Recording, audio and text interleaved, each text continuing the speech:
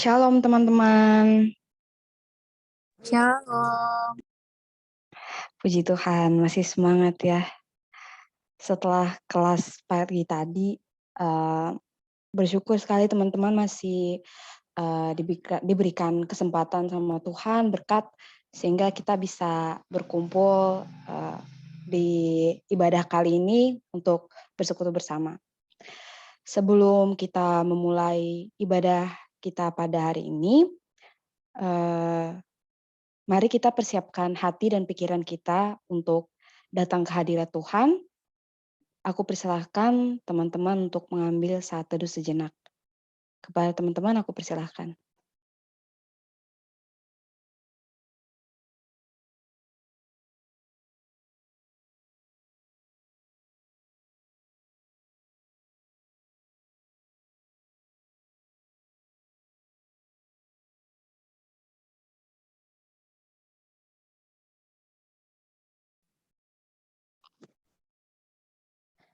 Ya Tuhan, kami anak-anak-Mu pada hari ini datang ke hadirat-Mu untuk mendengarkan firman-Mu. Kami rindu untuk bersekutu bersama-Mu ya Tuhan.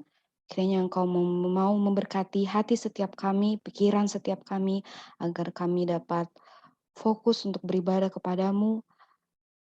Kami dapat dengan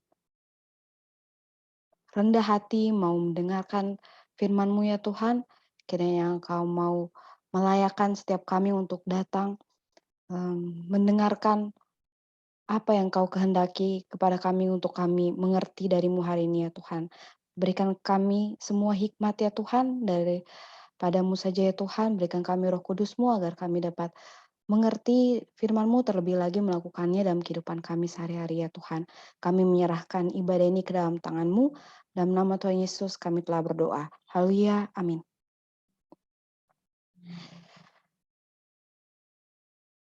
Kita masih bisa bernafas, kita masih bisa menikmati setiap berkat Tuhan, bahkan kita masih bisa menjalani kelas kita hari ini, kita masih bisa belajar dengan baik. Semuanya itu karena kebaikan Tuhan. Kita masih bisa merasakan kasih karunia Tuhan itu, dan terlebih lagi dapat bersekutu bersama di persekutuan Jumat untuk memuji dan mendengarkan firman Tuhan itu hanya karena kemurahan Tuhan gitu. Kita percaya bahwa Tuhan itu punya kuasa yang penuh dan kalau bukan karena kasih-Nya kita nggak akan bertahan. Hanya Dialah Tuhan yang mengasihi kita, hanya Dialah Allah yang memelihara hidup kita. Oleh karena itu hanya Allah saja yang layak menerima segala pujian kita, sebab besar kebaikan-Nya yang kita rasakan. Kecaplah dan lihatlah.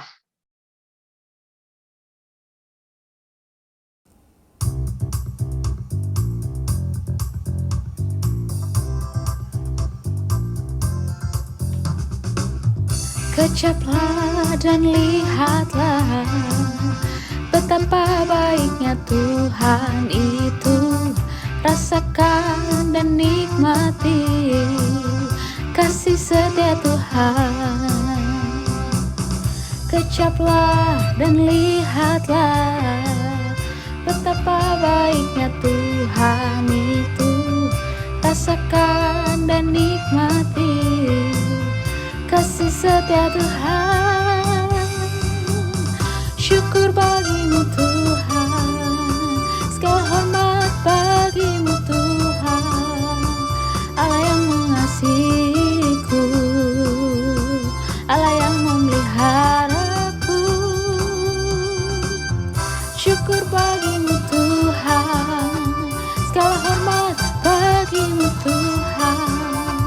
Allah yang mengasihiku, Allah yang memeliharaku selamanya.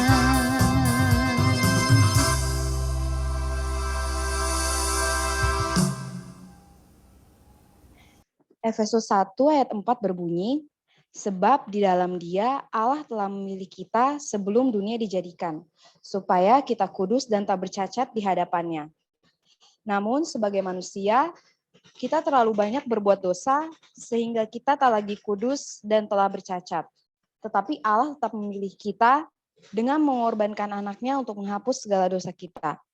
sehingga kita dapat kembali kudus dan tak bercacat di hadapannya. Ia bahkan memilih kita sebagai pelayan yang meneruskan pekerjaannya untuk menyatakan kasih-Nya kepada semua orang, meskipun kita sering setengah hati dalam berbagai alasan dalam melayaninya. Entah kadang kita capek, kadang kita punya banyak kegiatan, sehingga kita kurang fokus dalam melayani Tuhan dan hanya berfokus untuk melakukan sesuatu tanpa berpikir tentang esensinya. Ia adalah Allah yang menunjukkan komitmen dan konsistennya untuk terus memilih dan mengasihi kita apapun yang terjadi. Kita nyanyikan Why Have You Chosen Me?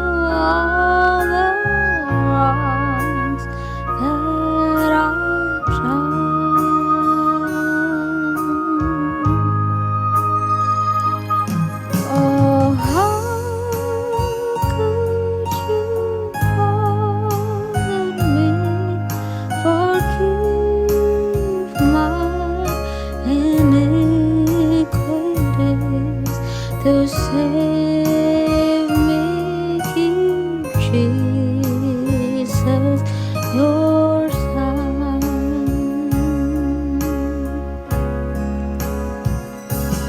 But Lord, help me be what you want me to be. Your word I will strive to obey.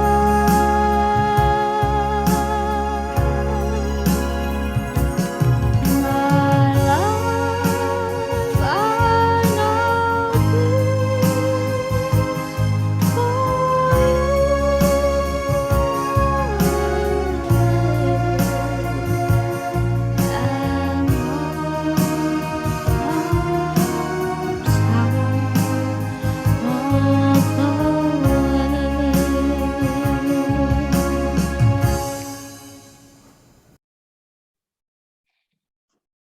Teman-teman yang terkasih dalam Tuhan kita Yesus Kristus, kita akan mendengarkan sedikit dari firman Tuhan.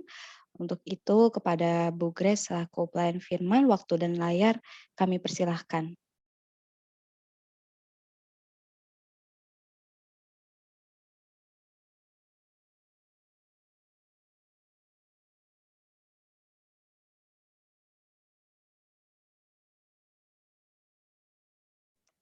Mohon maaf Bu Grace masih di mute suaranya.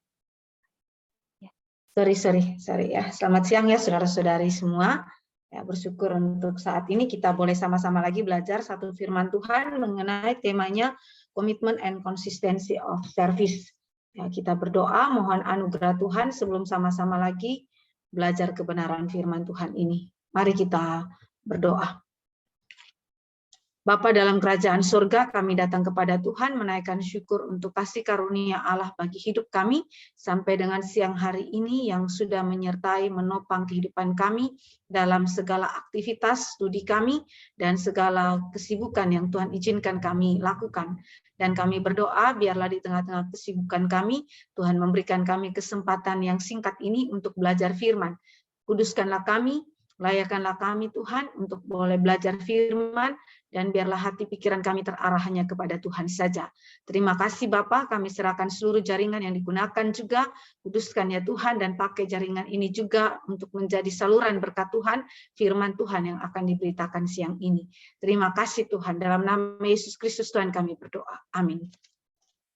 Ya saudara-saudari yang dikasihi Tuhan, pada saat ini kita akan sama-sama belajar satu firman yang sekali lagi diambil daripada Efesus ya.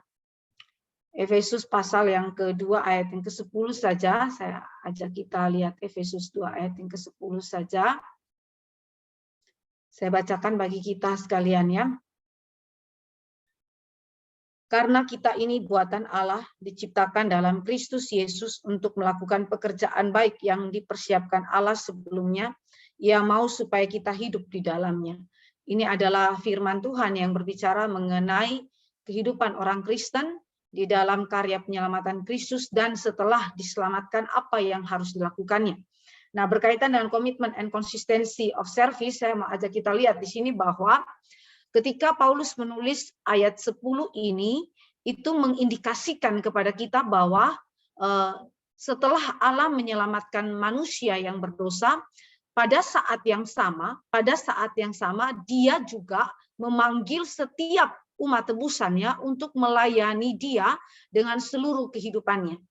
Implikasinya begini, keselamatan yang kita terima dan yang kita itu buktikan di dalam pertobatan sejati kita tidak pernah dilepaskan atau tidak boleh sama sekali dipisahkan dengan panggilan untuk melayani Tuhan. Jadi keselamatan dan panggilan untuk melayani Tuhan adalah dua hal yang saling berkorelasi. Keselamatan menjadi penyebab mengapakah saudara dan saya bisa melayani. Karena itu sekali lagi keduanya saling terkait, walaupun yang dimulai pertama kali adalah karya penyelamatan Tuhan, lalu akibatnya adalah di dalam melayani Tuhan sebagai respons kita kepada Tuhan kita.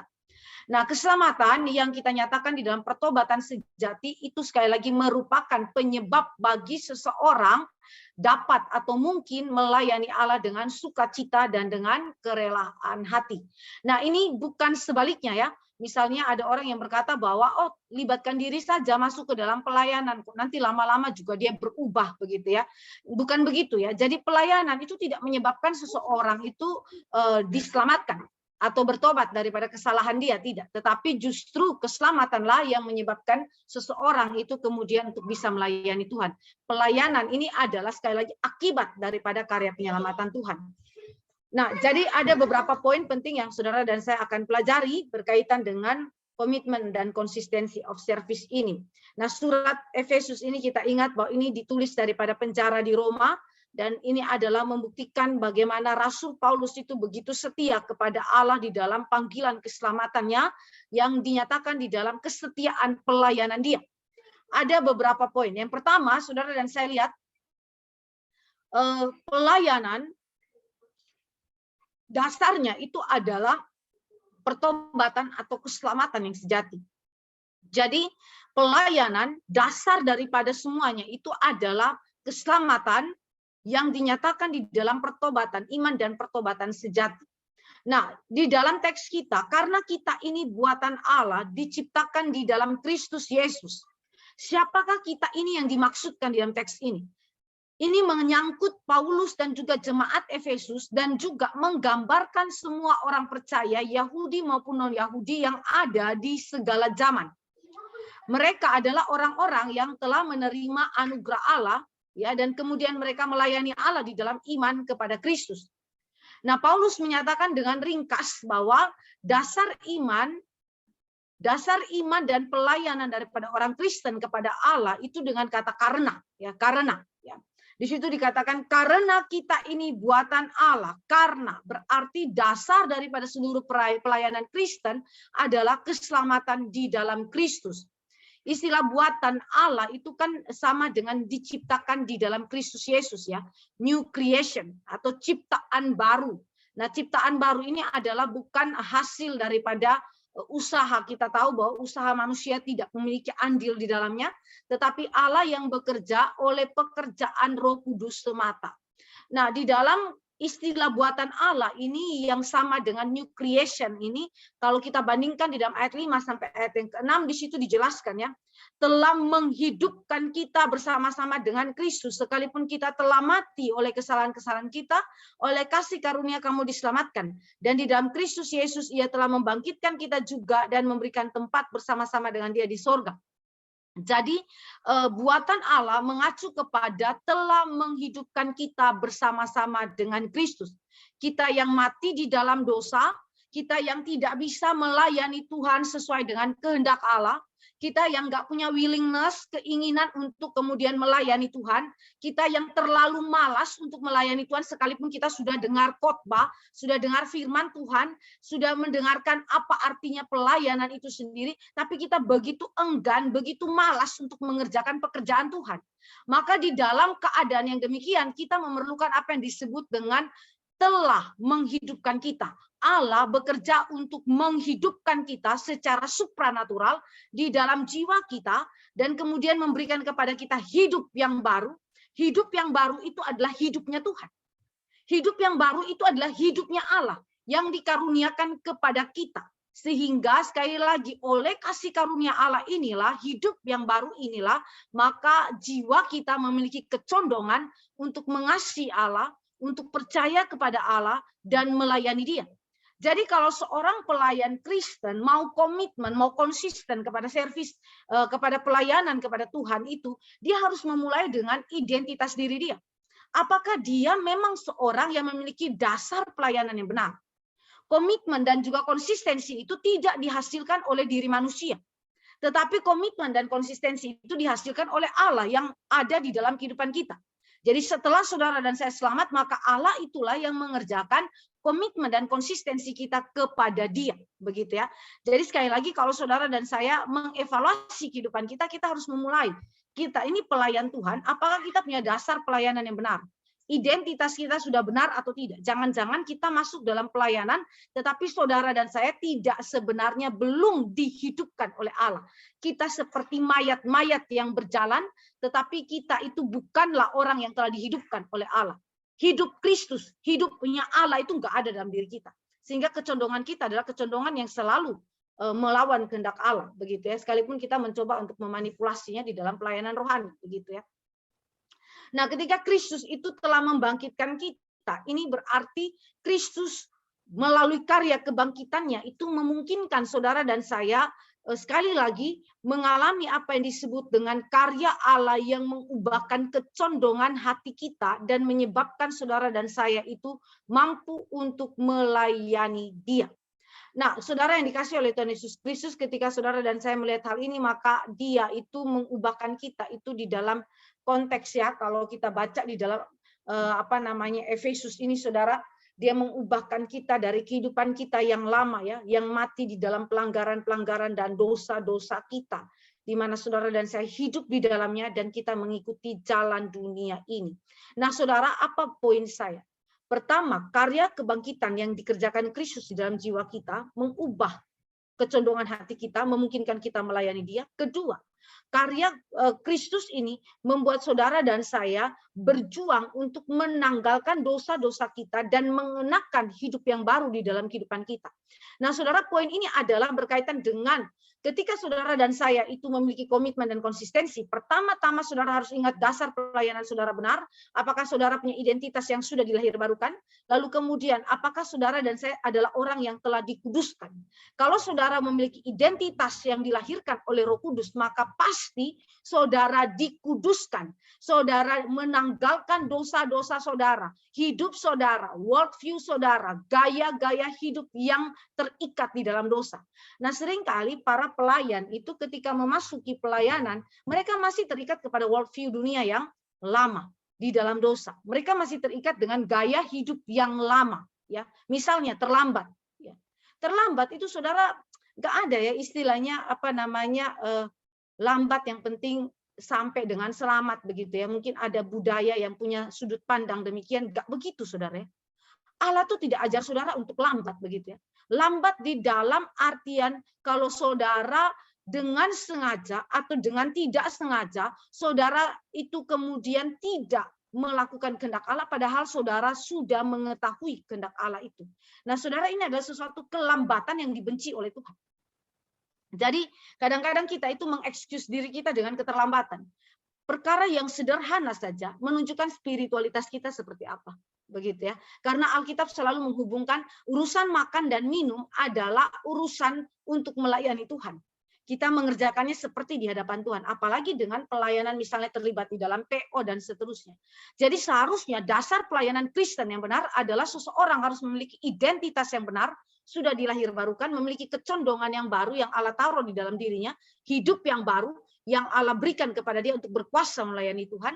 Dan yang kedua adalah dia dikuduskan dari pelanggaran-pelanggaran kejahatan dia, dari dosa-dosa dia, pemberontakan kepada Allah, dan dari segala upaya jalan dunia ini yang selama ini menguasai hidup dia. Dan ini adalah suatu tindakan yang saya kira bukan saja satu kali saja dalam kehidupan kita ketika kita itu diselamatkan, tetapi terus-menerus. Terus-menerus. Nah, pelayanan itu menuntut apa yang disebut dengan komitmen di dalam kehidupan yang sekali lagi bersesuaian dengan kehendak Allah.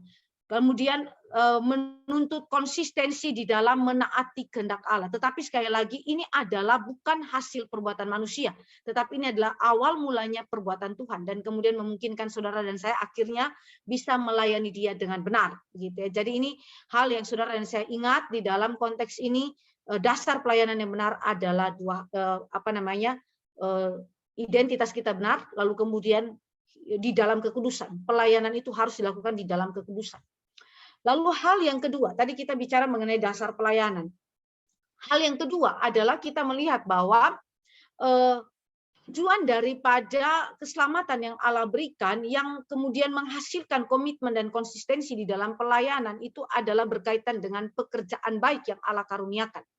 Servis kepada Tuhan, pelayanan kepada Tuhan adalah bagian di dalam pekerjaan baik yang Allah sudah sediakan kepada kita. Nah, istilah pekerjaan baik ini adalah bicara mengenai bukti dan buah daripada keselamatan sejati yang Allah sudah karuniakan kepada kita.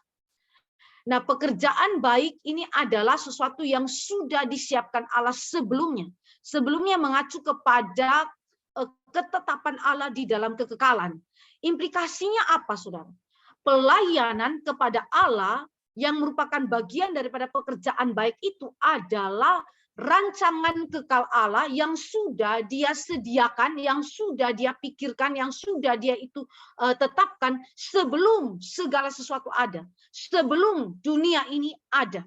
Jadi itu berarti saudara dan saya ketika memasuki pelayanan, saudara nggak bisa anggap remeh pelayanan. Pelayanan sesederhana apapun itu adalah suatu pelayanan yang harus dilakukan dengan komitmen yang sungguh, dengan konsistensi yang sungguh-sungguh mengabdikan diri kepada Tuhan kita. Nah, kadang kan orang kalau misalnya pelayanan misalnya sebagai MC, awal mula ya sebagai MC ya ditugaskan ya. Biasanya dia dengan takut dan gentar ya. Berdoa dulu ya, Tuhan tolong saya, Tuhan tolong mampukan saya nggak mampu, agak grogi, agak gemetar lakukan itu. Tapi sudah sekian kali kemudian ya, sudah terbiasa MC, nggak doa lagi. Kalaupun doa ya formalitas saja. Karena apa? Yang dia andalkan bukan lagi Tuhan. Yang dia andalkan siapa? Diri ya. Kemampuan MC yang sudah selama ini menjadi pengalaman dia. Begitu ya. Tapi saudara sadar nggak? Itu terjadi apa yang disebut dengan pengalihan fokus. Saudara saat itu terjadi apa yang disebut dengan inkonsistensi. Saudara tidak lagi menjadi orang yang berfokus kepada Allah itu sendiri. Yang memiliki rancangan kekal, pelayanan itu sejak mulanya, begitu ya. Saudara tidak lagi melakukan itu di dalam komitmen penuh lagi, karena apa? Terjadi pengalihan fokus di sana. Mulai dari mengandalkan Tuhan, beralih kepada apa? Kepada diri, kepada pengalaman yang menjadi sandaran saya. Tetapi kalau saudara melihat bahwa pekerjaan baik, pelayanan yang Allah percayakan kepada kita, sekecil apapun itu adalah bagian daripada skema besarnya Tuhan, blueprint-nya Tuhan.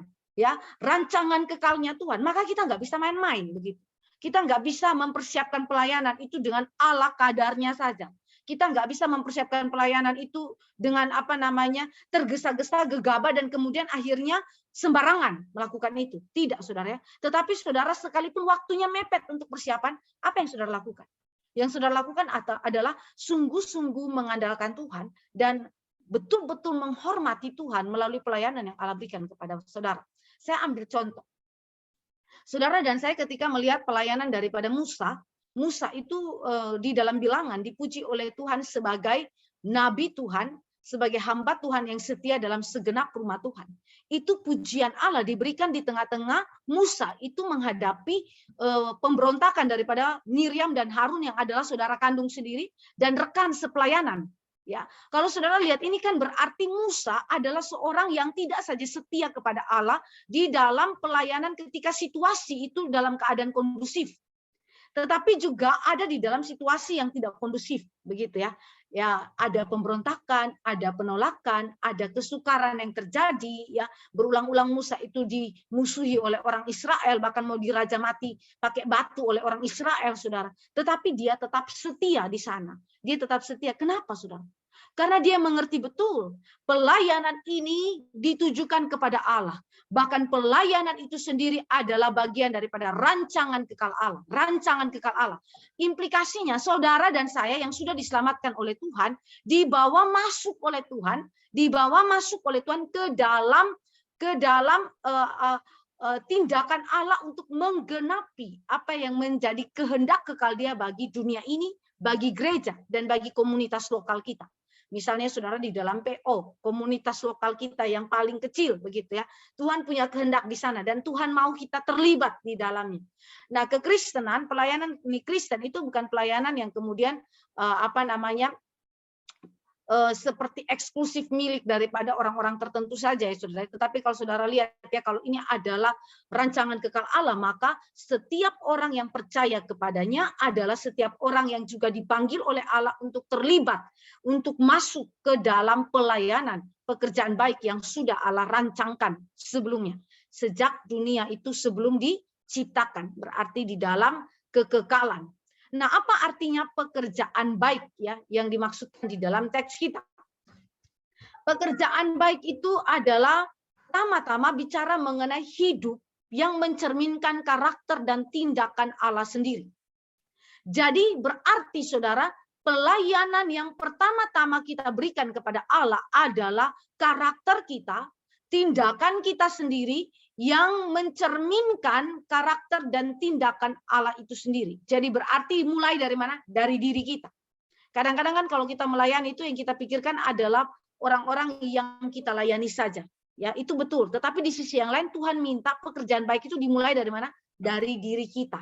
Kalau kita menuntut sesama yang kita layani harus hidup bersesuaian dengan kehendak Allah. Berarti tuntutan pertama harus ditujukan kepada siapa? Kepada diri. Kepada diri sendiri sebagai pelayan Tuhan. Pelayan Tuhan harus menuntut dirinya sendiri sebagai seorang yang mencerminkan karakter dan tindakan Allah sendiri. Jangan tuntut orang lain, tetapi diri sendiri nggak tuntut. Begitu ya. Kadang-kadang kan kita lebih mudah menasihati orang lain, menegur dosa orang lain, tapi diri sendiri ketika ditegur dosanya tidak terima. Begitu ya. Ngambek, pergi dari pelayanan. Begitu ya. Itu nggak benar, saudara. Itu mentalitas yang tidak benar. Mentalitas yang benar adalah seorang pelayan Kristus mengerjakan pekerjaan baik mulai dari mana? Hidup dia yang terus-menerus diproses oleh Roh Kudus, kemudian berubah menjadi mirip, menyerupai karakter dan tindakan Allah sendiri, yaitu hidup yang menyenangkan Allah. Jadi banyak sekali pelayan-pelayan Tuhan juga yang kalau saudara lihat hari ini ya, hidup dia itu menjadi batu sandungan. Menjadi batu sandungan bagi orang-orang yang dilayani. Kadang-kadang bukan orang nggak mau masuk pelayanan sih. Kadang-kadang bukan orang nggak mau ikut di dalam persekutuan begitu. Yang mereka itu tersandung adalah melihat diri kita yang melayani. Ah, orang itu modelnya kayak gitu, ya kan? Kalau kayak begitu ya saya nggak mau masuk persekutuan begitu ya. Saudara, ini adalah sandungan, batu sandungan yang dibuat oleh diri kita sendiri. Karena itu Rasul Paulus bilang apa? Rasul Paulus bilang begini, aku berjuang sedapat mungkin untuk tidak menjadi batu sandungan bagi sesama. Berjuang sedapat mungkin. Ini juga bukan berarti bahwa orang yang telah percaya kepada Tuhan Yesus itu menjadi seorang yang 100% suci, kudus, nggak punya cacat. Bukan, saudara. Bukan itu. Tetapi yang saya maksudkan adalah ketika saudara sebagai pelayan Kristus melakukan pekerjaan baik dan hidup kita mencerminkan karakter dan tindakan Allah sendiri, berarti saudara dan saya tiap waktu, tiap detik, tiap saat saudara dan saya berjuang. Namanya berjuang ya, ada jatuh bangun begitu ya. Tetapi harus berjuang begitu ya. Seperti gambaran daripada Rasul Paulus, atlet-atlet yang kemudian akan mencapai garis final. Apa yang mereka itu lakukan di dalam track yang harus mereka jalani? Olahraga yang mereka harus jalani ketika mereka harus mengikuti perlombaan atletik. Ya mereka harus berlari begitu. Ada waktu capek, ya ada waktu capek. Ada waktu lelah, ada waktu lelah.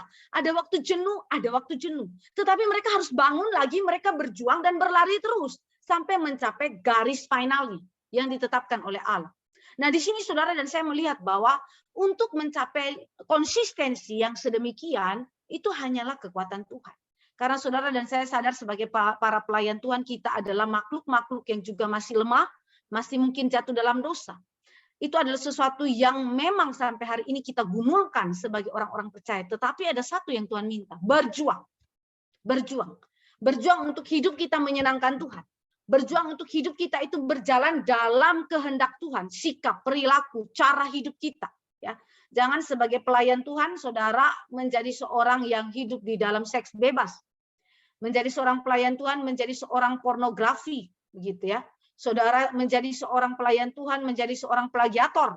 Saudara menjadi pelayan Tuhan, tetapi di saat yang sama saudara hidup dualisme, kayak bunglon, begitu ya. Saudara, ini adalah sesuatu yang jahat ya. Allah benci itu. Berulang-ulang Allah menegur dosa daripada orang Farisi, ahli Taurat, dan juga yang bermuka dua. Mereka di depan jemaat, mereka itu tampaknya itu suci, kudus ya. Tapi sebenarnya hidup batinia mereka, hidup dan keadaan jiwa mereka itu seperti tulang belulang yang ada di dalam kuburan. Dan Allah benci itu. Karena itu saudara perhatikan baik-baik. Seorang pelayan Tuhan adalah seorang yang sekali lagi melakukan pekerjaan baik itu pertama-tama kepada dirinya. Dia yang harus berjalan hidup menyenangkan Tuhan di dalam sikap, perilaku, cara hidup yang bersesuaian dengan kehendak Tuhan. Dan hidup yang mencerminkan karakter Tuhan juga adalah bicara mengenai melayani Allah dengan sukacita dan dengan kerelaan hati, tidak bersungut-sungut, tidak komplain. Saudara, kalau kita lihat ya di dalam kehidupan pelayanan kita itu, mungkin di awal perjalanan pelayanan kita ya 1-2 tahun ya saudara masih semangat ya, energi kita itu masih cukup penuh begitu ya. Tapi ketika saudara dan saya sudah lewat dari 2 tahun mungkin, sudah jadi pengurus itu cukup lama mungkin, atau menjadi anggota daripada satu persekutuan cukup lama, terlibat dalam pelayanan-pelayanan tertentu cukup lama, dan kemudian mulai ada pergesekan satu terhadap yang lain ya. Lalu kemudian tumpukan tugas-tugas di kuliah, lalu tuntutan perkuliahan, bikin saudara senewen gitu ya, bikin kita pusing begitu mau bagi waktu, manage waktu bagaimana. Akhirnya ketika mengerjakan pelayanan yang paling sederhana saja, misalnya doa, ya, cuman berdoa untuk sesama kita saja. Dia lagi sedang butuh dukungan doa, nggak ada waktu kita. Ketika teman kita bilang gini, ayo yuk kita kumpul sebentar, kita doa yuk sama-sama. Apa yang kita lakukan? Ngapain sih doa-doa terus? Ini tugas banyak banget gitu kan. Kita bersungut-sungut begitu. Kita komplain, kita marah gitu. Kita nggak siap terima dengan apa yang Tuhan Allah minta dari kita begitu. Kita tidak lagi dengan sukacita dan penuh dengan kerelaan hati. Karena apa? Sudah numpuk ya, keadaan itu begitu menekan kita sehingga akhirnya kita tidak lagi melayani dalam sukacita dan kerelaan hati. Nah, saudara, saya mau angkat satu contoh orang yang kemudian kita lihat bahwa dia sampai di satu titik itu minta bunuh diri karena memang sudah jenuh begitu ya, jenuh dengan pelayanan yang ada begitu ya, dan memang betul-betul tidak senang sekali dengan hal itu begitu ya. Kita lihat di dalam kehidupan daripada Elia misalnya ya. Elia itu ketika dia itu membunuh para nabi Baal ya, kemudian di saat itu Isabel itu marah, dan kemudian Isabel itu bilang ya, beginilah kiranya para Allah menghukum aku, bahkan lebih lagi daripada itu jika besok kira-kira pada waktu ini aku tidak membuat nyawamu sama seperti nyawa seorang dari mereka itu. Jadi dia akan bunuh Elia. Tetapi kemudian Elia itu lari begitu ketakutan. 450 Nabi Baal dia nggak takut, tapi ancaman satu perempuan dia begitu takut begitu ya. Dan ketika ada di tempat pelarian dia mulai self pity ya. Dia begitu mengasihani diri dia, lalu dia berkata kepada Tuhan, lebih baik aku ini mati saja begitu ya. Apa yang Tuhan Allah jawab kepada dia? Tuhan Allah bilang sama dia bahwa Tuhan masih menyediakan bagi dia, bagi Tuhan itu orang-orang yang tidak sujud menyembah berhala, dan itu jumlahnya begitu amat banyak. Ya, Tuhan Allah menyediakan orang-orang yang tidak sujud menyembah kepada Tuhan. Nah, Elia ini sampai minta Tuhan, lebih baik aku mati saja, tetapi Tuhan melayani dia dan Tuhan berikan kepada dia apa? Makanan. Dan makanan itu adalah makanan sorgawi untuk memberikan kekuatan kepada dia lagi untuk menjalani pelayanan dia, melewati padang gurun itu, dan kemudian dia sampai kepada gunung Tuhan, dan di sana dia boleh kemudian dikuatkan kembali secara rohani oleh Tuhan untuk memasuki pelayanan lagi.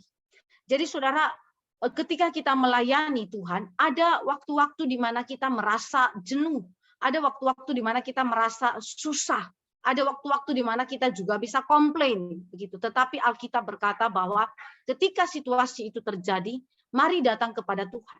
Mari datang kepada Tuhan. Dialah yang berkuasa untuk menghiburkan jiwa kita, menguatkan spiritual kita kembali, yang lemah letih lesu itu untuk bangkit kembali dan kemudian melayani Tuhan.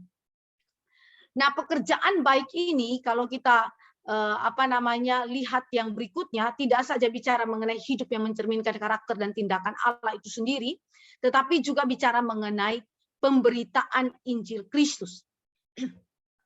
Pemberitaan Injil Kristus yang kemudian menjadi rancangan Allah yang harus dikerjakan oleh setiap orang. Setiap orang, siapa saja. Orang percaya, entah itu anak kecil, orang dewasa, tua, muda, kita harus mengerjakan itu. Nah, saudara, pekerjaan baik yang Allah mau di dalam hal ini, saudara, ini membutuhkan komitmen, ya, membutuhkan komitmen dan konsistensi di dalamnya. Pelayanan penginjilan itu kan tidak mudah, saudara, baik itu secara personal maupun secara komunal. Secara personal, saudara harus membuat persahabatan dan kemudian membangun relasi dengan orang yang kita itu akan injili. Mungkin mulai dengan berdoa lebih dahulu. Itu adalah sesuatu yang cukup sulit begitu. Kita harus siap menerima penolakan, kita harus siap menerima bahkan di dalam konteks misionaris-misionaris tertentu dibunuh oleh karena Injil Kristus. Nah, ini adalah sesuatu yang menuntut komitmen dan konsistensi dalam pelayanan. Jadi saudara adalah orang-orang yang menjadi pemberita-pemberita Injil Kristus di dalam PO saudara secara lokal saat ini. Dalam PO saudara-saudara sebagai pengurus, sebagai anggota-anggota dalam persekutuan itu, saudara menjadi pemberita Injil Kristus. Bukan saja di antara saudara-saudara yang mengikuti persekutuan itu, tetapi juga misalnya dalam fakultas saudara, fakultas hukum misalnya. Saudara di sana menjadi pemberita Injil Kristus, menegakkan prinsip-prinsip firman di dalam beragam aspek hidup saudara. Dan itu tentunya berhadapan dengan keadaan-keadaan yang bisa saja membuat saudara itu terjebak di dalam dosa. Saudara sebagai seorang yang bergelut di dalam bidang hukum, saudara melihat contoh-contoh yang begitu banyak di dalam konteks Indonesia, misalnya pemutarbalikan hukum, lalu kemudian penyelewengan terhadap hukum, penyalahgunaan hukum, dan segala sesuatu. Saudara bisa lihat kasusnya begitu banyak. Nah, bagaimanakah orang Kristen hadir sebagai pekabar Injil dengan memberitakan prinsip-prinsip Alkitabiah? Jadi berarti pelayanan kita nggak dalam skop yang kecil aja. Kalau skop yang kecil saja, di dalam Yesaya berkata begini, terlalu sedikit engkau menjadi pemberita firman bagi Israel, tetapi engkau harus menjadi pemberita firman bagi apa? Bangsa-bangsa yang ada di luar Israel. Demikian juga kita nggak bisa hanya melakukan pelayanan untuk internal persekutuan kita saja, atau hanya di wilayah skop fakultas kita saja. Tetapi saudara sebagai pribadi-pribadi yang dipanggil oleh Kristus di dalam keselamatan dan diutus sebagai pelayan-pelayan Kristus, saudara melayani dalam jangkauan yang luas. Jangkauan yang luas. Setelah saudara lulus, saudara masuk dalam pekerjaan dan saudara bergelut dengan berbagai macam situasi yang ada. Maka saudara dan saya dipanggil untuk apa? Menjadi pekabar-pekabar Injil yang konsisten di dalam pemberitaan Alkitabiah. Saudara harus memegang prinsip kebenaran Alkitab. Nah, di sini saudara dan saya lihat bahwa seorang yang melakukan pelayanan Kristus adalah seorang yang terikat kepada firman. Ya, terikat kepada firman. Saudara tidak saja memiliki hidup dan karakter tindakan yang bersesuaian dengan kehendak Allah, tetapi juga saudara harus terikat kepada firman. Ya, firman ini menjadi pelita dalam kehidupan kita secara personal dan memimpin seluruh pelayanan kita. Jadi bagaimana saudara melayani dengan benar? Bagaimana saudara mengatasi situasi-situasi sulit dalam pelayanan saudara? Saudara butuh terang firman. Terang firman. Bahkan kami sebagai hamba Tuhan saja, kami selalu membutuhkan firman. Kami tidak saja menjadi pengajar firman, pemberita firman, tapi kami juga diajar oleh firman. Nah, bagaimanakah seorang yang memiliki komitmen dan konsistensi pelayanan itu juga mau diajar oleh firman? Tidak saja menjadi pengajar, pemberita firman, tetapi diajar oleh firman. Nah, seringkali kan kita itu sudah banyak ya, mendengar PA, mendengar seminar yang berbicara mengenai kebenaran-kebenaran Alkitabiah, ya, lepas daripada seminar-seminar yang palsu tentunya, tetapi yang jelas bahwa berkaitan dengan Alkitab ya. Ada yang seminar yang bilang Alkitab tetapi sebenarnya isinya bukan Alkitab gitu ya. Tetapi saya mau katakan bahwa yang berkonsistensi dengan Alkitab, saudara mungkin sudah banyak mendapatkan informasi-informasi bersangkutan. Tapi sampai sejauh mana saudara diubahkan oleh kebenaran itu? Saudara dapat banyak informasi doktrin, saudara dapat banyak informasi biblikal, ya. Tetapi persoalannya adalah sampai sejauh mana kebenaran Alkitabiah itu, doktrin yang Alkitabiah itu mengubah saudara. Nah, di sini adalah sesuatu yang begitu penting karena komitmen hati saya, konsistensi saya tidak pernah dilepaskan daripada kebenaran Alkitabiah. Saudara, saya ambil contoh ya, kehidupan daripada Tuhan Yesus. Tuhan Yesus menunjukkan kepada kita bagaimana pelayanan dia adalah pelayanan yang tidak pernah dilepaskan oleh firman. Sejak dia masih kecil, usia 12 tahun, Alkitab mencatat bahwa dia menjadi bar mitzvah, murid Torah, anak Torah. Dia duduk di bawah kaki para imam dan belajar firman. Padahal dia adalah sang firman hidup yang berinkarnasi menjadi manusia. Tetapi dalam seluruh perjalanan hidup dia menunjukkan diri dia di bawah firman. Bahkan Galatia itu berkata bahwa dalam kegenapan waktu Tuhan, Allah mengutus anaknya ke dalam dunia, dan anaknya itu tunduk kepada Taurat Tuhan. Saudara lihat kehidupan daripada Tuhan Yesus. Sepanjang hidupnya Yesus berkata, dia datang ke dalam dunia untuk apa? Menggenapkan kehendak Bapa di surga. Dia punya makanan adalah makanannya apa? Menggenapkan kehendak Bapa di surga, melakukan apa yang menjadi kehendak Bapa di surga. Jadi dengan kata lain, pelayanan Kristus adalah pelayanan yang terikat, terintegrasi dengan firman, dipimpin oleh firman. Roh Kudus memimpin hidup daripada Tuhan Yesus, tetapi Roh Kudus tidak pernah pimpin hidup Yesus di luar daripada firman. Jadi itu berarti saudara dan saya ingin punya komitmen dan konsistensi di dalam pelayanan. Saudara harus tinggal tetap di dalam firman. Saudara harus mau diajar dan diubahkan oleh firman. Dan saudara harus menjadi pekabar-pekabar Injil, kebenaran Allah kepada orang lain. Jadi ini adalah pekerjaan baik yang saudara dan saya harus lakukan di dalam konteks komitmen dan konsistensi kita di dalam pelayanan. Pertanyaannya adalah, apa yang memampukan kita sekali lagi dapat melakukan itu semua? Jawabnya adalah kuasa Allah yang mampu untuk melakukan itu semua. Kita baca misalnya Filipi 2 ayat 12-13. Filipi pasal 2 ayat 12-13. Di situ dikatakan bahwa waktu itu, saya baca Efesus ya. Filipi 2 ayat 12-13. Hai saudara-saudaraku yang kekasih, kamu senantiasa taat. Karena itu tetaplah kerjakan keselamatanmu dengan takut dan gentar. Bukan saja seperti waktu aku masih hadir, tetapi terlebih pula sekarang waktu aku tidak hadir. Karena Allah lah yang mengerjakan di dalam kamu, baik kemauan maupun pekerjaan menurut kerelaannya. Siapa yang mengerjakan di dalam diri kita kemauan maupun pekerjaan menurut kerelaannya? Allah. Jadi kalau saudara dan saya lihat di sini, maka pelayanan Kristen adalah, saya ringkaskan, pelayanan yang didasarkan kepada karya penyelamatan Allah. Ya, pelayanan yang didasarkan kepada karya penyelamatan Allah yang memberikan identitas baru bagi si pelayan itu, bahwa dia adalah umat Allah yang telah ditebus Allah. Dan karena itu hidupnya dikuduskan oleh Allah. Dia menanggalkan dosa-dosanya. Dia tidak lagi berkelut di dalam dosa. Walaupun kita tahu bahwa dia jatuh bangun di dalam mengikuti Tuhan, tetapi dia tidak tinggal tetap di dalam dosa. Yang kedua, pelayan Kristus adalah seorang yang kemudian melakukan pekerjaan-pekerjaan baik sebagai buah daripada keselamatan yang Allah berikan. Dan pekerjaan baik itu adalah hal yang dimulai dari dirinya. Hidupnya adalah hidup yang harus mencerminkan karakter dan tindakan Allah itu sendiri. Berjalan di dalam sikap, perilaku, dan cara hidup yang sesuai dengan kehendak Allah. Sehingga kita tidak menjadi batu sandungan. Pelayan Kristus adalah orang-orang yang berjuang untuk menaati Tuhan.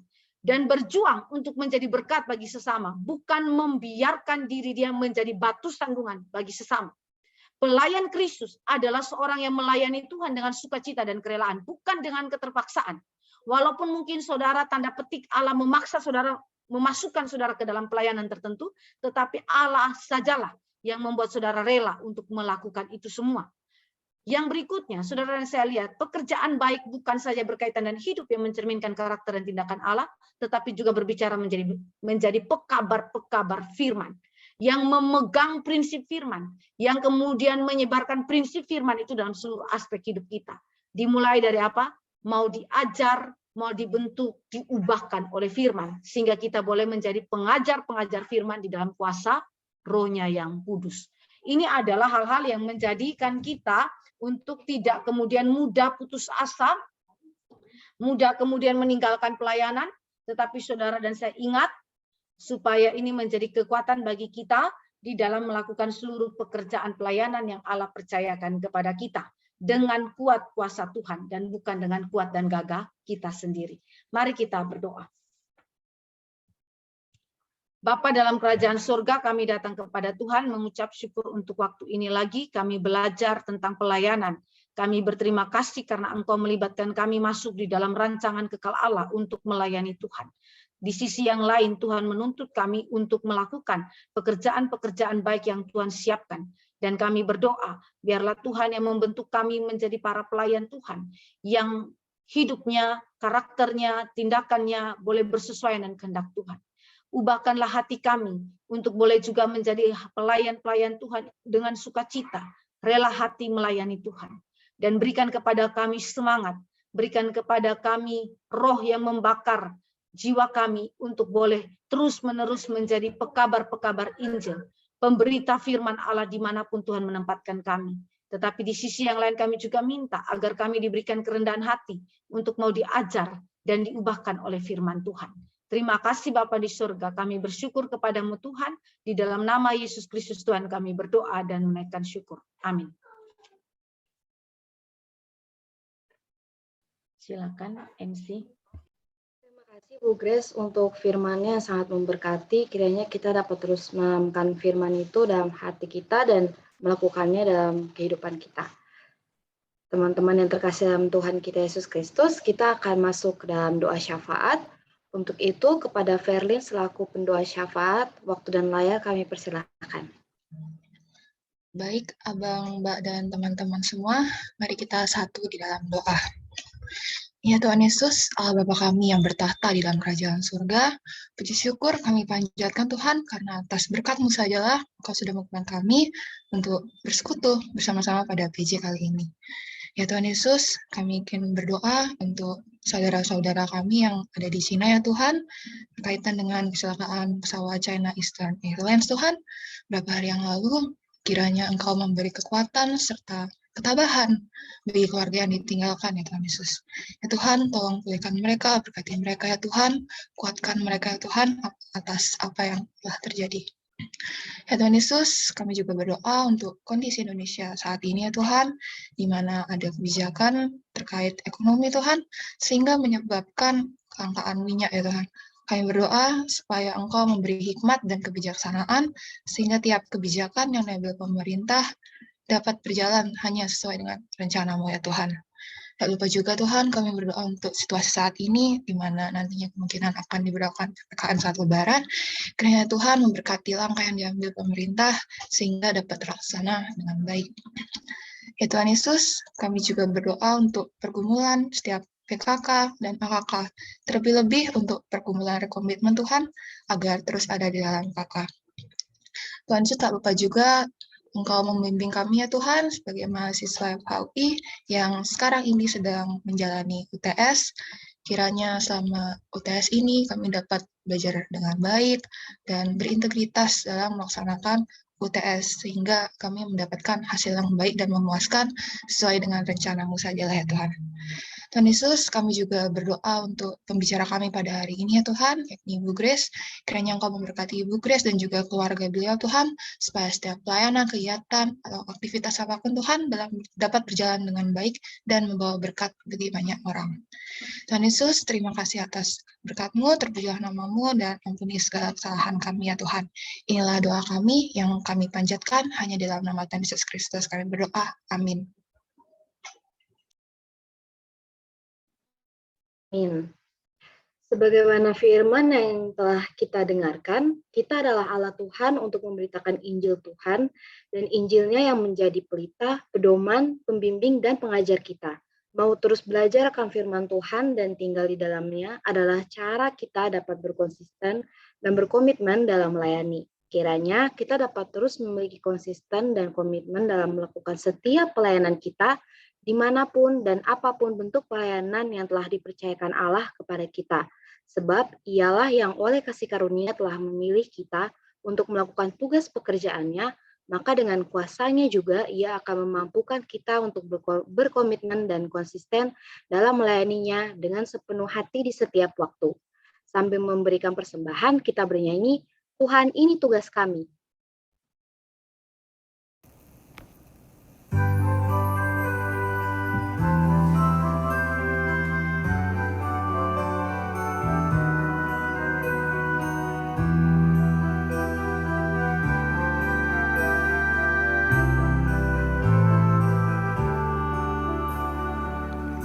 Berikan pada kami hati yang mengasihi, jiwa-jiwa yang belum mengenal kasih Bapa.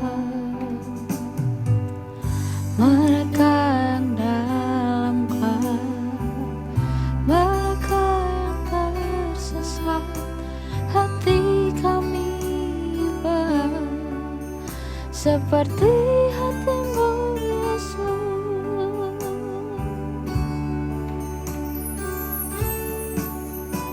Tuhan, ini tugas kami. Beri keberanian bagi kami. Taruh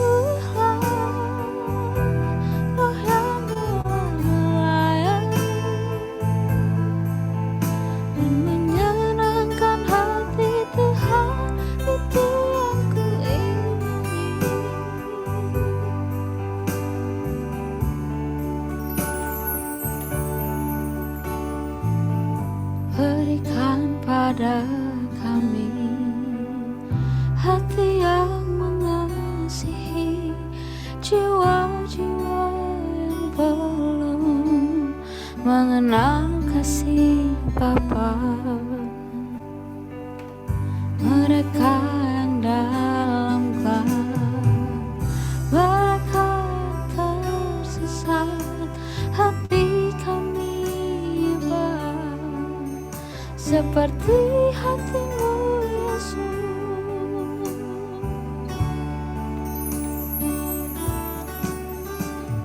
Tuhan, ini tugas kami. Beri keberanian bagi kami. Taruh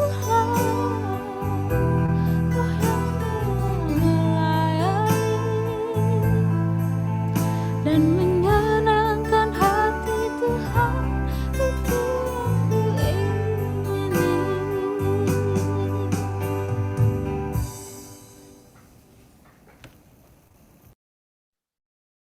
Teman-teman, kita telah berada di penghujung ibadah kita pada hari ini. Untuk itu, sebelum menutup ibadah kita, memohon dengan kasih kepada Bu Grace untuk memimpin doa penutup. Kepada Bu Grace, dipersilakan. Mari kita berdoa. Terima kasih Tuhan untuk penyertaan-Mu dari awal, pertengahan, sampai akhir ibadah kami. Kami berdoa biarlah Roh Kristus yang memimpin kami lagi di dalam pelaksanaan daripada firman-Mu. Biarlah Roh Kristus yang memberikan kepada kami kekuatan untuk menjalankannya sebagai umat tebusan Tuhan. Kami menyerahkan seluruh hidup kami sepanjang hari ini dalam tugas kami, pelayanan kami, dan bagi saudara-saudari yang mengalami ujian, biarlah Tuhan juga yang memimpin mereka, memampukan mereka menyelesaikan seluruh tugas yang Tuhan berikan kepada mereka. Kami menyerahkan seluruh hidup kami ke dalam tangan pengasihan. Biarlah berkat kasih karunia dari Allah Tritunggal senantiasa menyertai kami semua dan menjadikan kami sebagai hamba-hamba Tuhan yang melayani Tuhan dengan setia di dalam kuasa dan pertolongan Tuhan saja. Dalam nama Yesus Tuhan kami berdoa dan menaikkan syukur. Amin. Amin. Kepada teman-teman aku persilahkan untuk mengambil saat teduh sejenak.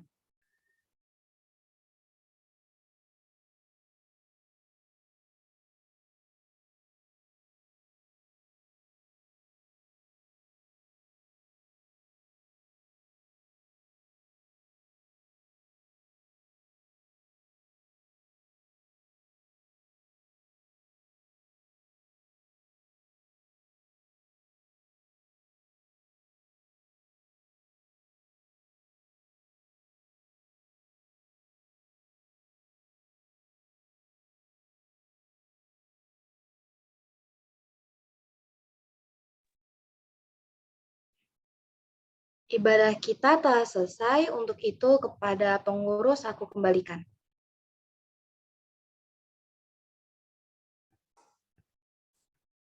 Thank you Mbak Dian. Jadi shalom, selamat siang bagi Abang Mbak dan teman-teman semua. Jadi pelayanan PJ pada tanggal 25 Maret 2022 ini ada pembicara Bu Grace, ada MC Mbak Dian Rida dari 2019, ada singer Mbak Tesalonika Arinta dari angkatan 2019, pemusik ada Bang Albert Yahya dari angkatan 2019, pendoa syafaat ada Verlin Grace dari angkatan 2020, dan Asher ada Faiz Rabani dari angkatan 2020. Terima kasih Abang Mbak dan Bu Grace atas pelayanannya kita pada hari ini. Teman-teman juga bisa mengasih selamat lewat reaction maupun kolom chat Zoom. Pada minggu berjalan ini juga ada beberapa yang ulang tahun. Gabriela Milka, angkatan 2020, Olivia Rachel, angkatan 2019, Mbak Merlin Josephine, angkatan 2019, Sherlyn Marcella, angkatan 2021, Dinda Dwiyanandra, angkatan 2019, dan Mbak Karsten Maruli, 2018. Selamat ulang tahun bagi Abang Mbak dan teman-teman semua yang berulang tahun di minggu ini. POFAU juga memiliki beberapa sosial media, yaitu Instagram POFAUI, Line @412TNSTI, Twitter PO_FAUI, Facebook Persekutuan Oikumene FAUI, dan yang paling terbaru ada YouTube POFAUI. Jangan lupa ya Bang Ba untuk di-follow maupun di-subscribe. Soalnya kalau di YouTube ada juga rekaman PJ kita pada hari ini. Untuk pendataan Jemaat POFAUI 2022, Abang Ba dan teman-teman bisa langsung scan barcode yang ada di screen saya pada saat ini.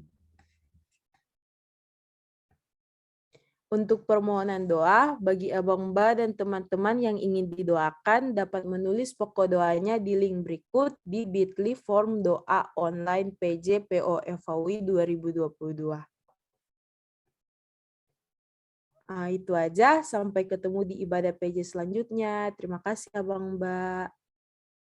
Sebelum kita mengakhiri PJ kita pada hari ini, kita akan melakukan sesi dokumentasi bersama. Bagi Abang Mbak maupun teman-teman yang dapat menyalakan kamera, bisa dapat menyalakan kamera.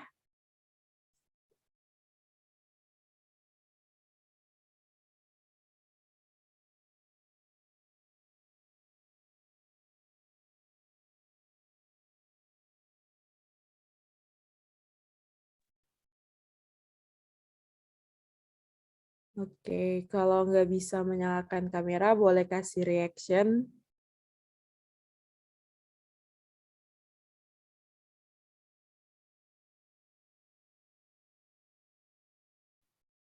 Oke, aku SS ya. 1, 2, 3. Sekali lagi. 1, 2, 3. Thank you Abang Mbak dan teman-teman semua. Makasih semuanya, Ibu Grace. Semuanya, selamat hari Jumat, semangat ujian. Selamat hari Jumat. Jumat semuanya. Selamat hari Jumat. Kalian ada